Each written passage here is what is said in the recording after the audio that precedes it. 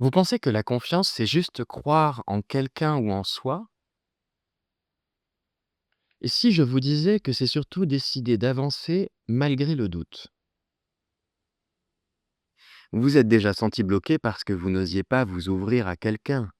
Vous avez déjà hésité à partager une idée, une création, un projet, de peur d'être jugé. Vous avez peut-être même donné votre confiance et elle a été trahie.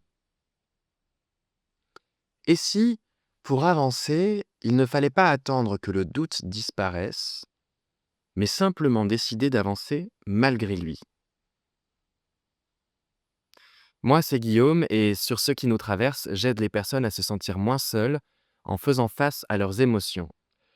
Pas de solution miracle, pas de gourou, juste une expérience, la mienne, qui trouvera peut-être écho dans la vôtre. Alors, la confiance, selon Robert Plutchik, c'est l'émotion qui nous dit: «Tu peux t'ouvrir, tu peux avancer, tu peux t'appuyer sur quelqu'un ou sur toi-même».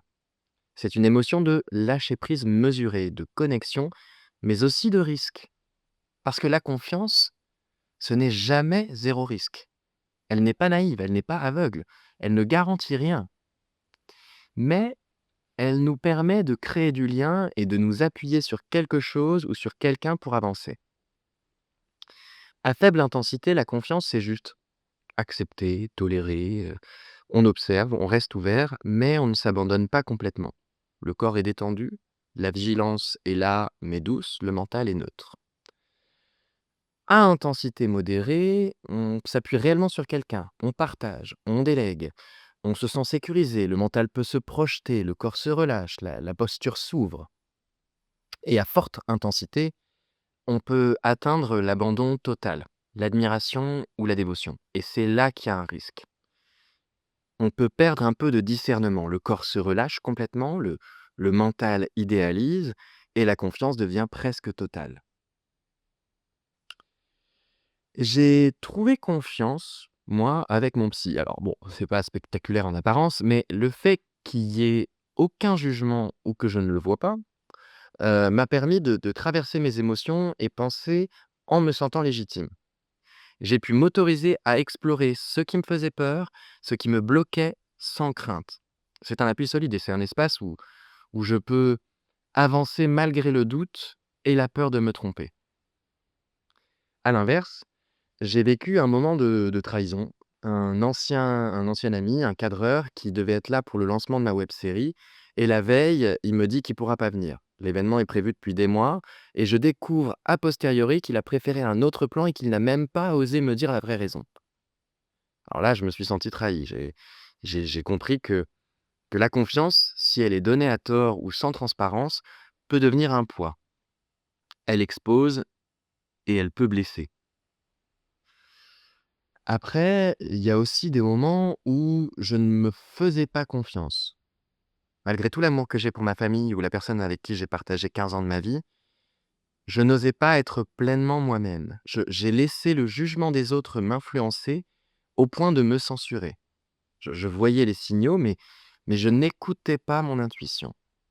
Le manque de confiance en soi, il peut être vraiment très paralysant, hein.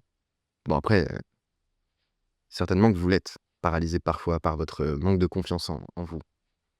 Mais il y a un autre événement, dans ma pièce Dans les yeux de Jeanne, lors d'une répétition, la metteuse en scène me dit: «La scène ne marche pas, il faut réécrire, il faut supprimer le personnage».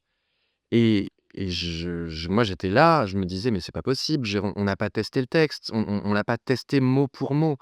Je lui dis je prends une décision et je choisis de me faire confiance.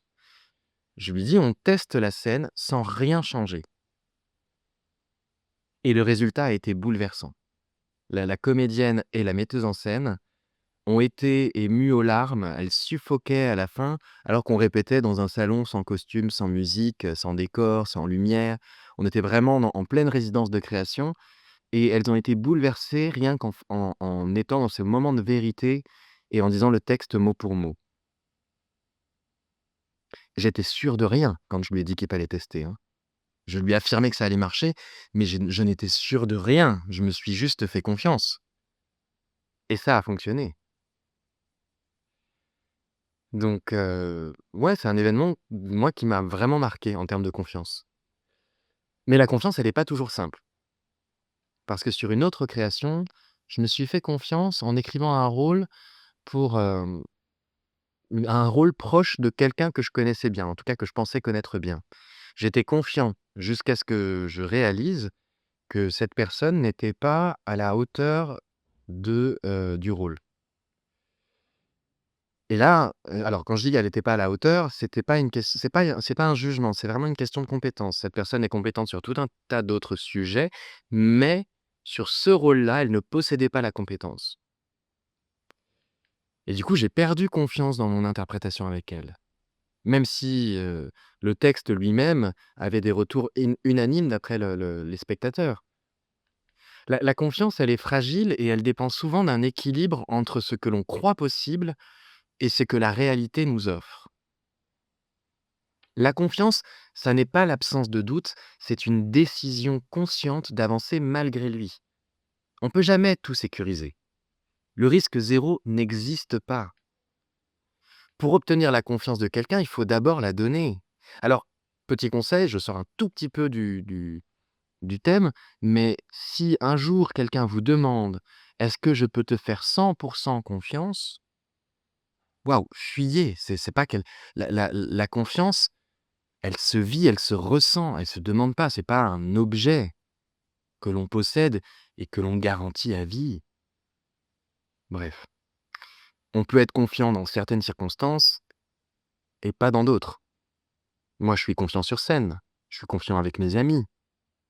En séduction, c'est une autre histoire. Abonne-toi pour suivre toutes mes vidéos. J'ai déjà fait les 8 émotions fondamentales selon Robert Plutchik et la prochaine vidéo sera centrée sur une émotion un peu plus complexe. J'ai hâte de l'écrire et de la faire, c'est autour de l'amour. Abonne-toi parce qu'on ne sort pas indemne de la vie, mais on peut en sortir plus conscient.